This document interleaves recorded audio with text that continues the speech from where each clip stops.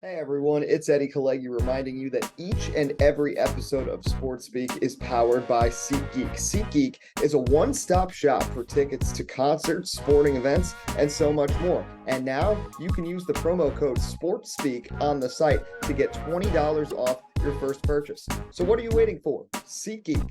Let there be live. And now on to the show.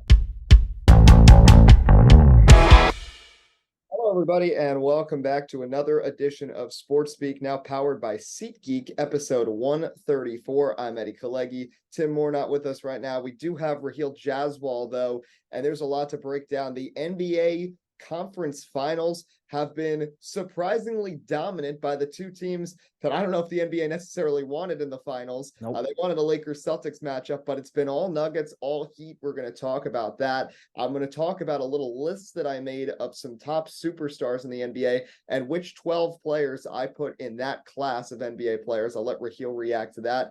And some baseball to talk about as well. Yankees and Mets, both on general upswings right now. We can talk about that as we are now 2 months into the season and we're getting a clearer picture of which teams may be considered elite this year in Major League Baseball. But again, we are sponsored by SeatGeek now. So if you want to get some tickets, concerts, sporting events, you can go there. Your first purchase, use the promo code SportsSpeak, all caps, mushed together, one word, and you will get $20 off. Sounds like a good deal to me.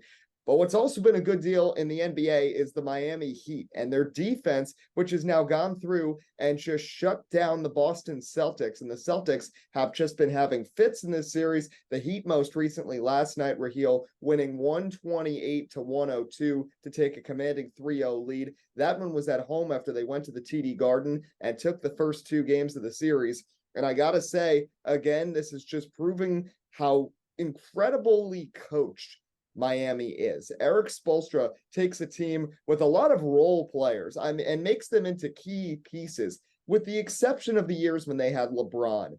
The Heat have had tremendous success with one star, whether it was Dwayne Wade or Jimmy Butler, and complementary pieces that found a way with Miami and didn't really have much else in their careers with other teams. But Spoelstra now has made this team an offensive, really powerhouse, and they have gone through against arguably the three best defensive teams in the NBA in the Bucks, the Knicks, and the Celtics, and just can't be stopped. Yeah, and this is why I will continue to make the argument you can put Spoelstra in the top 10 coaches of all time debate. Look at, you talked about their role players. I mean, most of these guys, Max Strus, Gabe Vincent, Duncan Robinson, they're all undrafted. And last season, they pretty much had the exact same roster, and they made the conference finals, and they took this Celtics team, who was better last year, to 7 games. So now this year was the regular season was a little off because they finished 43-39, barely got over 500, almost went out to the Bulls in the play-in game, which is the crazy part. But this team, the way they are set up, if you look at it, it fits perfectly because your main superstar, Jimmy Butler, not a very good three-point shooter. But who do you surround him with? These absolute snipers who not only can knock down threes, they can hit tough sidestep threes, deep threes. They can make their own shot. You know, guys like Gabe Vincent, he can make his own shot from deep. Max Strus, when he gets hot. Caleb Martin was a great player in college. He has showed up. And Duncan Robinson, we all know, even though he has struggles defensively and he kind of hasn't been getting the minutes, he could still knock down threes at any point and get hot. And then in the playoffs, Jimmy Butler can rise up and hit the occasional big three. Bam gives you flexible play because he can play the center, but he can also play the 4, and he plays lockdown defense. He locked up Giannis in the first round, and now he's doing similar things down low. So this team is just set up really well, and their discipline is great. And because of that, they're up 3-0, and it looks like they're going to the finals. It's just crazy what parallels there are between the Miami Heat and the Florida Panthers doing the exact same thing from the same area. I mean, both 8th seeds making it into the playoffs, knocking off the best team in their conference, and really rallying and making it to the conference finals and taking a commanding lead. So it's a happy time in South Beach for their indoor sports, both the Heat and the Panthers making deep runs right now. And now this brings me to another topic. So I compiled a list earlier because, as I've said many times before, I am a huge fan of Jimmy Butler. And I really think we have reached a point where he has reached the ultimate stardom in the NBA. I know in the regular season, He's a star. He's an all-star. Many won't put him in the superstar caliber. But because of the way he turns things on in the playoffs and guides Miami teams, Spoelstra is great, but you need a player as an anchor. And Jimmy Butler has absolutely been that. And the Heat are a win away from making the finals for the second time in 4 years. They've made it to the conference finals 3 times in 4 years in a conference that many believed was run by Milwaukee, Boston, and Philly. Yep. Well, hey, Miami's got more trips to the conference finals than all of them except Boston, and are about to have more trips to the finals in that span than any of those teams if they can hang on and win a fourth game in this series. So I made a list. I have 12 players in the NBA. We will have a graphic up that I consider as right now the NBA superstars. Here it is. From the Lakers, LeBron and Anthony Davis, Nikola Jokic, Jimmy Butler, Jason Tatum, Joel Embiid,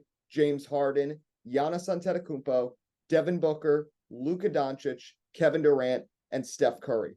Those are the 12 I put. Now, some people that I left off that might be questionable. Kyrie Irving and Kawhi Leonard, to me, have the capability, as does Paul George. Their availability is the problem right now in reaching the superstar caliber. Same with Zion Williamson. Damian Lillard, Donovan Mitchell, DeMar DeRozan, all great players, but I don't have them reaching this point just yet. Same with Trae Young, and Ja Morant is another one that I left off, but is also on the brink. But to me, I think you could narrow it down to those 12 guys that really are the anchors and the cornerstones of the NBA, in my opinion. And Jimmy Butler, because of his postseason success when it matters most, absolutely belongs in that company.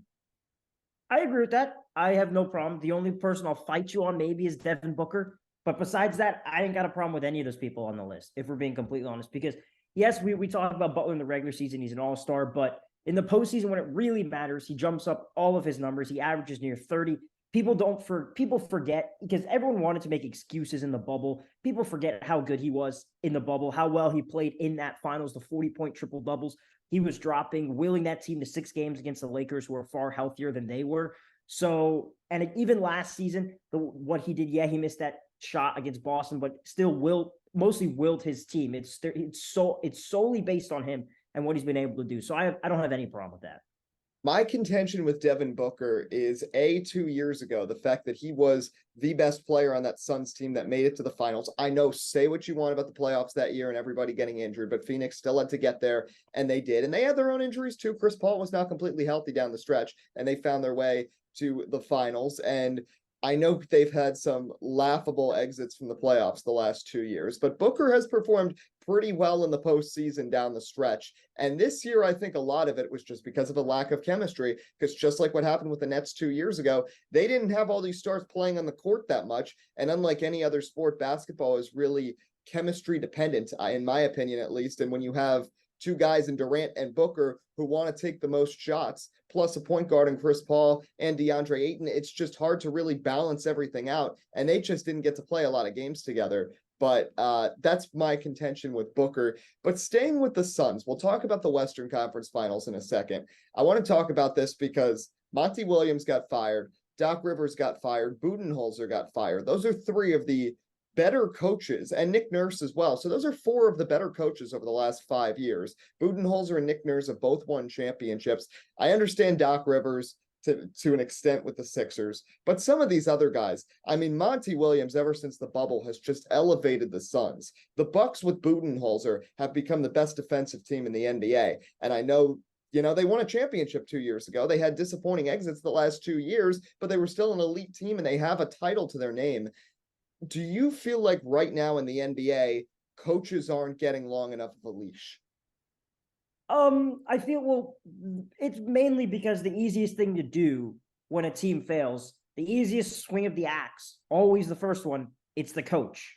If we're being completely honest, I mean, not bringing up Steve Nash. Remember in Brooklyn, there was a bunch of different problems. The first swing was Steve Nash. Philly, we all knew it was going to be Doc. Now, granted, I understand why Doc got fired, but if you really look at it, there was not much he could have done in that Game 7 when both your superstars play that, when both your stars play that bad. But again, he was the easy swing of the axe. Budenholzer, I mean, they've been on the verge of firing him so long. Let's be honest, if they lose that series to Brooklyn where KD has his foot in the line, I believe he gets fired then. They win the championship. They lose last year to Boston, but they did have a 3-2 lead in that series and completely got outplayed in Game 6 and 7.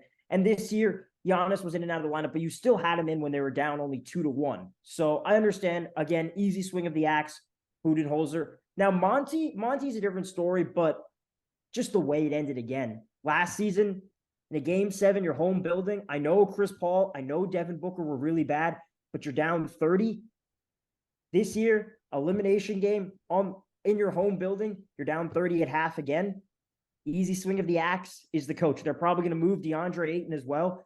Those two to me were the easiest ones. I mean, Booker and KD were awful in game 6. No one talks about that, but it's just the way it works in almost all sports. The easiest swing of the axe when something goes wrong is the coach.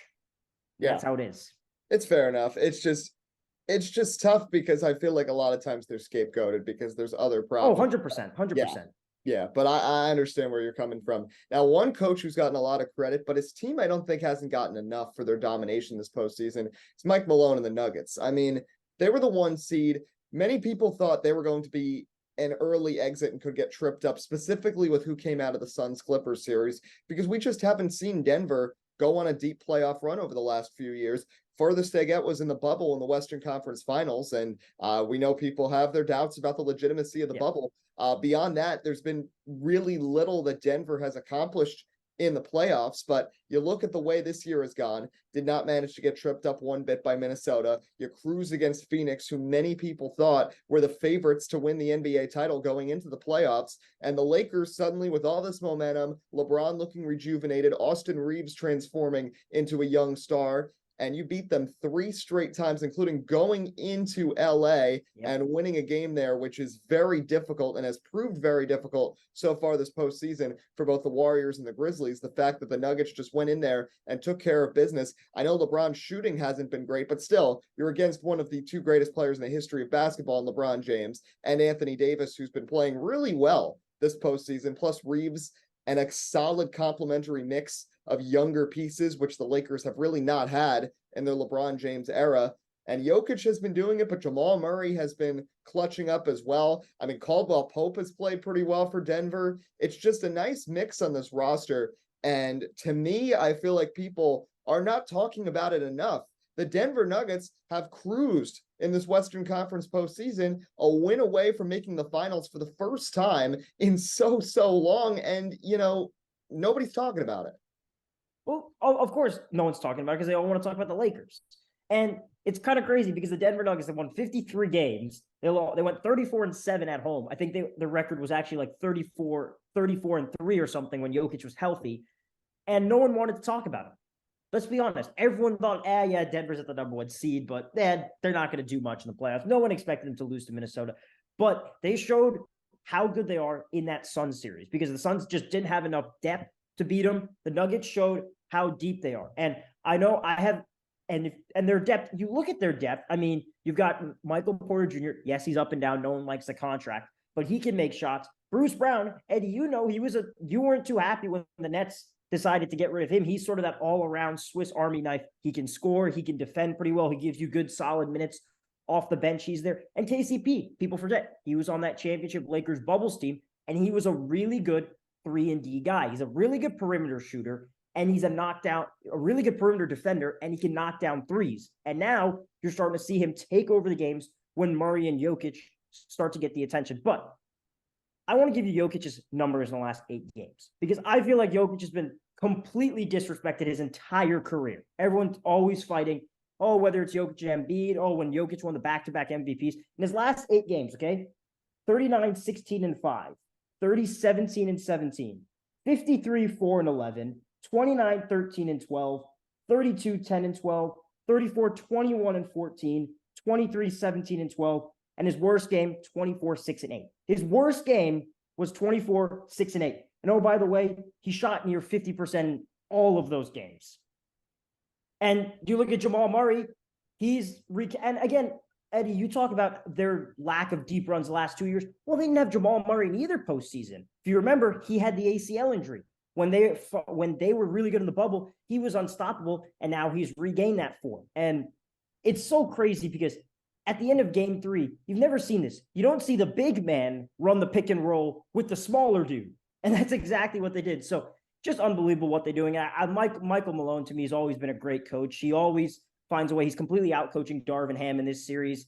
I thought in the bubble, he completely out coached Quinn Snyder when they came back from 3-1. He completely ran rings around Doc Rivers. He's also a great coach that no one gives him much credit for either.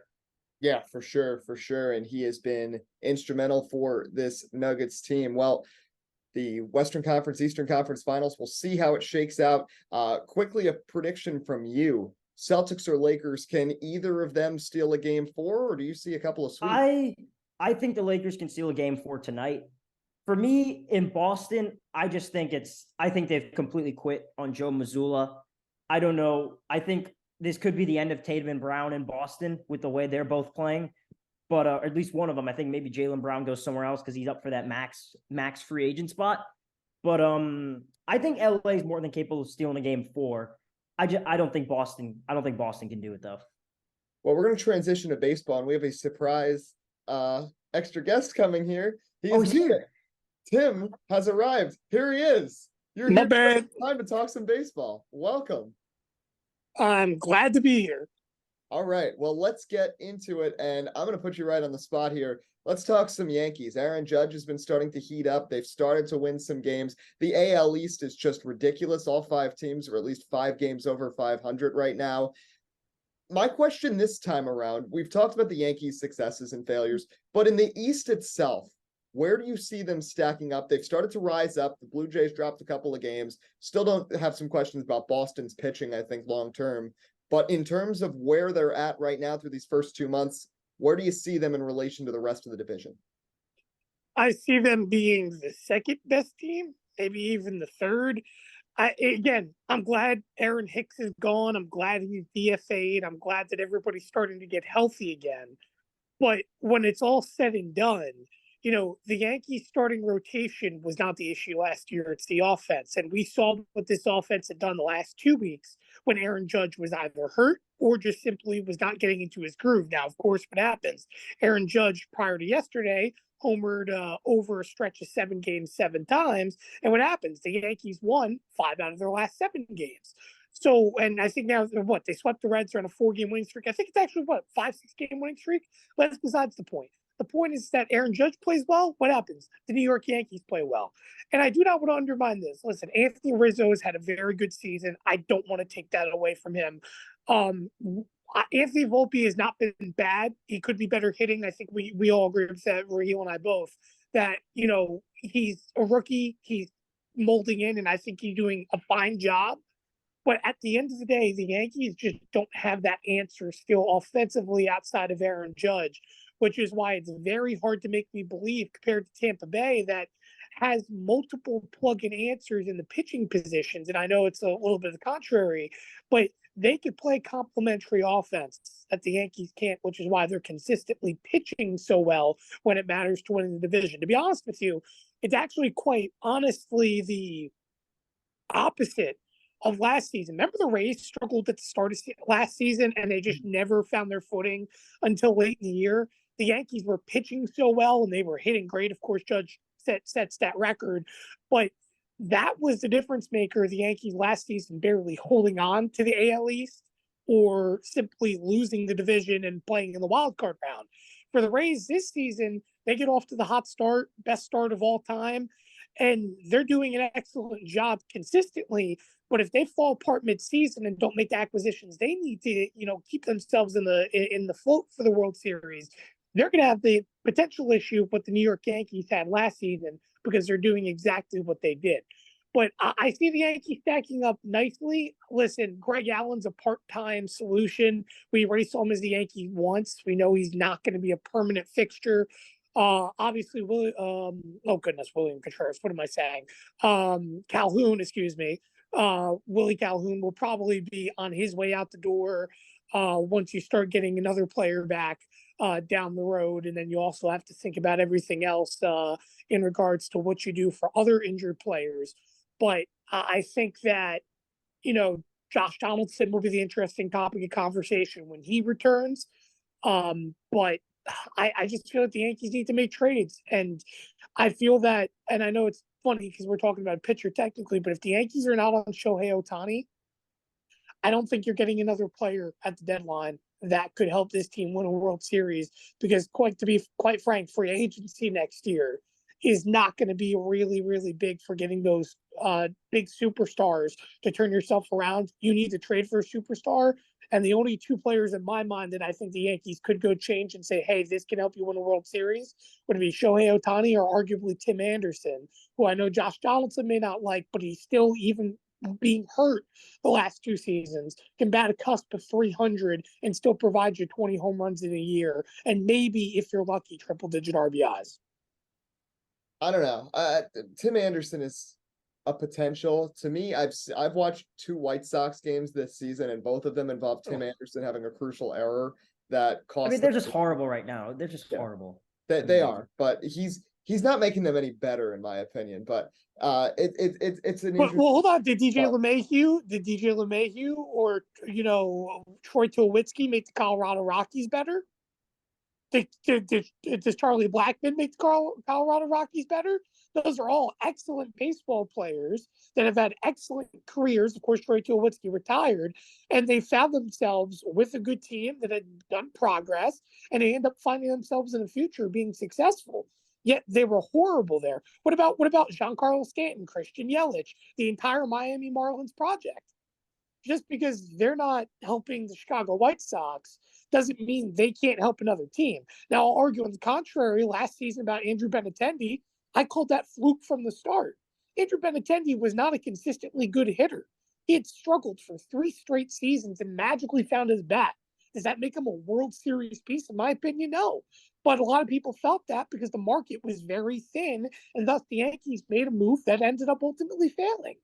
So I think Tim Anderson's a very proven hitter, very proven successful piece, and he's still got years left, of course, not in terms of the contract, but years left of his career where he could play valuable baseball, unlike DJ LeMahieu, who I feel only has maybe at best 2 or 3 years left in his career.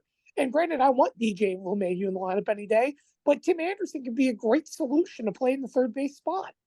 252 with 6 RBIs so far this year for Tim Anderson. I know the team is bad, and you mentioned that they, with Tulowitzki, LeMahieu, those are good examples with the Rockies. The Rockies still stunk when they had tons of talent. Just look at Arenado. But those guys still managed to put up numbers. And I know Anderson with RBI, you could think about other guys aren't really getting on the base pads, but still, he only has 5 extra base hits so far this year. He does not have a home run yet. So I don't know. As bad as the White Sox are and as dysfunctional as they've been the last couple of years, it's not like Tim Anderson is mutually exclusive from that.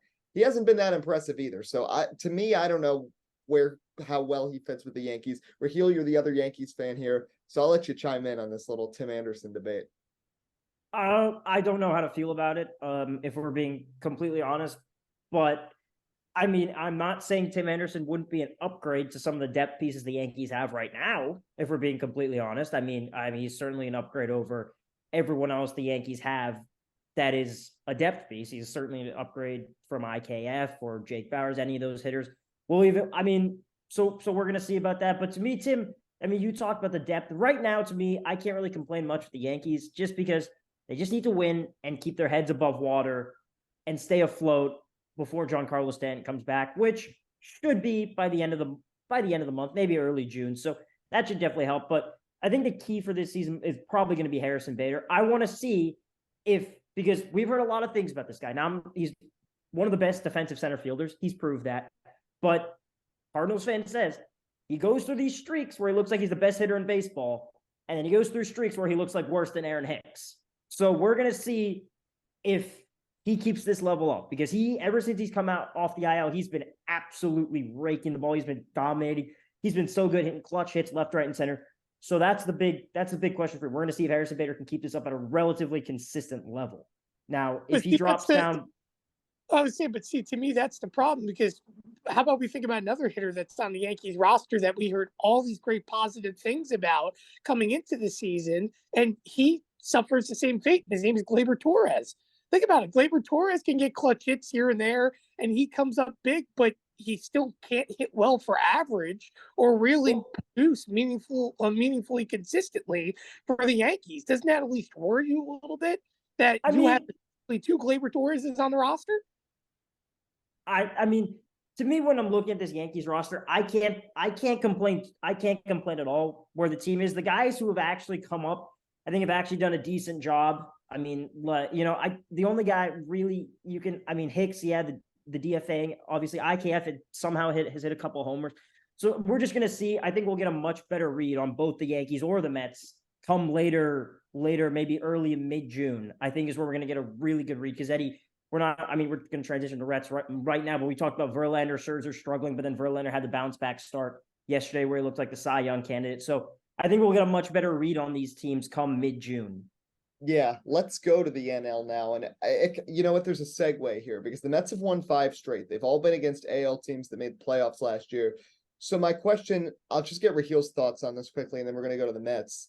The Rays, the Mets just took 2 of 3 from them. All these people are saying that this team is fraudulent and that they're saying because of the roster. I mean, the Rays roster is never impressive, but they still find a way to develop guys and win games, and they've got good pitching. I mean, saying that they're fraudulent, I don't think maybe they're not as good as their pace to begin the year for sure because it's been insane. I wouldn't call them fraudulent go that far. Yeah. No, I wouldn't call them fraud. The main reason people consider the Rays fraudulent just because they're not a team you expect. Like, what's the one thing we could always the Rays were always the team, they always give you a tough time because they're pitching, because somehow they develop these good guys, but they haven't really had the lineup to back it up. This year, they kind of do. Their lineup is much more improved than years prior. Now, we're going to see, because the Rays, they also do go through these stretches where they can't hit the ball. And one thing about the Tampa Bay Rays is sometimes they're so heavily reliant on that bullpen that towards the end of the season, midway, 75% of the way, they start to break down. So whether that's the case or not, but we got to forget, this Rays team, they made the World Series in the COVID year. The year after that, they back it up and they nearly won 100 games. Everyone just forgets that because Boston won on that magical run and knocked them out. But the Rays still had a really good season. So it's not like last year was sort of an off year, but it's not like the Rays have sort of just completely fallen off a cliff. So I'm not going to call them fraudulent. Now, I don't think they can keep up that pace just because of the pace that they're on. I don't think any team can keep that up, but I'm not going to call them fraudulent because I think they still match up with any team well because of their pitching. So calling them fraudulent, I think, is too much. So here's the deal with the Mets. So I said on this show 2 weeks ago when the 3 of us were here that I was going to press the panic button if they struggled during that 2-week stretch against the bad teams. So I almost hit it, and I was about to, and then that comeback happens against the Rays, and now they've won 5 straight games. This is what's so puzzling about the Mets this year. Their most impressive series have come against good teams. The Dodgers, the Padres, the Rays, the Guardians, all 4 teams made the playoffs last year. Chances are they're all probably going to be back in the postseason this year, and the Mets have made easy work of them, yet they play the Tigers and get swept in Detroit. They struggle against Washington. They look bad against Colorado. They lose a series in Cincinnati. So it's still so Jekyll and Hyde with the Mets right now. What I'll say is good is Verlander and Scherzer both looked masterful yesterday. I have no concerns about Justin Verlander. He had 1 rocky start out of 4. He's looked great in 3 of them, just had his best outing. I think he's going to be great. To me, Scherzer is the bigger concern because Scherzer is more of a hard thrower. Verlander is a finesse guy. Verlander, at this age and with a recently repaired elbow, is pretty set up nicely to be able to still go with more in the tank, I feel like, even though he's older. Scherzer has been throwing hard, grunting every time he throws the ball for the last 10 years. Eventually, that's got to catch up with him, and he still hasn't looked to be in prime form just yet and hasn't made it past 6 innings in a start this season. I have concerns about him. Senga and McGill are both manageable middle starters. The Mets' back end of the starting rotation is questionable because here's what happens. The pitchers, when they come up, they suck. When they go down to AAA, they're good. That's what we're seeing with Lucchesi and David Peterson. And Carrasco, nice guy. I feel for him, but he just doesn't have anything in the tank left to be a starting pitcher anymore. So at this point, the Mets, I think, still need to make a move for a starting pitcher. Offensively, it is nice to see that Buck Showalter and Steve Cohen and Billy Epler are all finally giving the kids a chance to play, because guess what? You call up Mark Vientos. Since then, the Mets have not lost a game. Vientos has been in the lineup for 3 of those 5 games. Francisco Alvarez has caught great lately. There's no reason why he should go down when Tomas Nido comes back. I'd keep him and Gary Sanchez as the 2 catchers until Carlos Narvaez comes back. Omar Narvaez. And then at that point, I'd get rid of Gary Sanchez. I think Sanchez is a filler right now. Brett Beatty, playing a lot, moved up to the 5-hole, has looked good. Marte's getting things going. Lindor has been great. Alonso has been tremendous this year. I mean, 17 homers already. The clutch grand slam against Cleveland on Friday, the walk-off 3-run bomb against Emmanuel Clase, against the Rays on Wednesday. I mean, the Mets just have had so many clutch hits over the last 5 days. The question for me really is, can they sustain this? And can they play well against the teams they're supposed to beat? It's nice that they're doing this against good teams, but you look at the month of June, it's going to be rough. They play the Astros, they play the Phillies. It's not going to be easy. So I just don't know how well they're going to be able to contend going forwards. Last topic are two teams that have struggled even more than the Mets in the National League that I actually had going to the NLCS this year. And Tim, I'll go to you. Padres, Cardinals. Padres are 7 games under 500. Cardinals are 6 under. Cardinals have won 8 of 10. Of those two teams, which one worries you more through 50 games? The Cardinals. It's absolutely the Cardinals. The fact that this team is an offensive juggernaut on paper, and the fact that they can't score runs, to me is absolutely puzzling. It's not their, I mean, yeah, the pitching stank the first 2 weeks of the season, but it's not really this team's pitching that is holding them back right now. It's the fact that they cannot consistently score runs with runners in scoring position, or the fact that they can't consistently get on base. Nolan Arenado, granted, he had a couple, he had 5 straight games, I think it was, with a home run. He was hitting clutch. He had a very difficult start to the season. Paul Goldschmidt's been great. He's been excellent. Guys like Lars Nootbaar, he's played very good as well. But with that being said, these guys have played well. They've gotten hits, they've gotten on base, but they haven't still found ways to consistently score, which is just, to me, so puzzling when you think about it in the big picture. Yeah, obviously guys like Jordan Montgomery have to be better. Same thing with Nicholas and that entire rotation. Of course, Adam Wainwright's old, but he's still giving you quality innings. The bullpen could still get a little bit better at the deadline. But to me, the Cardinals, it's just, you're battling for last in the NL Central. It's not ideal. It's just really, really not ideal, because this is a team that on paper I had winning the division, might I add. And I mean, yeah, I guess nobody could have assumed the, resurrection since Andrew McCutchen became a Pittsburgh Pirate again for this team to really break out. Of course, everybody anticipated at least some more success for teams like the Arizona Diamondbacks, who you could see getting better. But it's like a day and night transition for Pittsburgh, which to me is absolutely stunning. But I would absolutely worry about them a lot more. The Padres are still stacked and loaded. I just think they're doing what San Diego typically does, and that's, underperform on a consistent basis, and really, unfortunately, just not meet expectations ever since they built that super roster, even going back to years ago. But I mean, you also want to think about the MLB is so weird right now. Did the Nationals start with like the worst record in baseball, and all of a sudden now they're like 8 or 9 games below 500? Nobody could have predicted that span, and all of a sudden now they're starting to not that they're in the playoff picture, but they're starting to battle at least to start knocking off some teams in the NL East. The Phillies being another one who, hey, I thought they were winning the NL East. Guess what? They're a disappointment. Surprise, surprise. And they aren't doing anything of relevancy either. So I think there's a lot of good teams. And again, I think I talked about it last episode of Sports Speak if I didn't.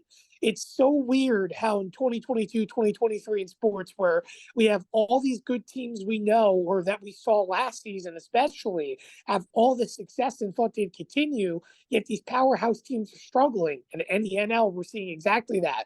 The Cardinals, the Phillies, the Padres, all teams that were in the World Series or were in the World Series picture last year, doing absolutely nothing but being hideous this year. So to me, I worry the most about the Cardinals, but that's what this season is all about. Surprises. Yeah, and again, it's still May. There's time. We're about 50 games into the season. A lot can change over the summer months, and the new wrinkle this year is that you only play 13 games against your division, and you play everybody in baseball at least 3 times, which really switches up sort of the strategy. And teams that relied on having a bad division maybe to win records or get good wins, or being in a good division, needing to play all those games, it's not as much of a big deal. So we'll see as the summer develops, 6 weeks from the All-Star break, how things trend. But that'll do it for this episode of Sports Speak, powered by SeatGeek. Again, use the promo code SportsSpeak, all caps, one word, to get $20 off your first purchase from the site. We appreciate Rahill Jaiswal joining us again. Next episode, it'll be motorsports themed because the greatest Sunday in racing is coming up this Sunday, the Indy 500, Monaco, and the Coke 600. Lot to talk about there. But until next time, I'm Eddie Kalegi. And I'm Tim Moore. Signing off as Sports Speak. Enjoy the rest of your week.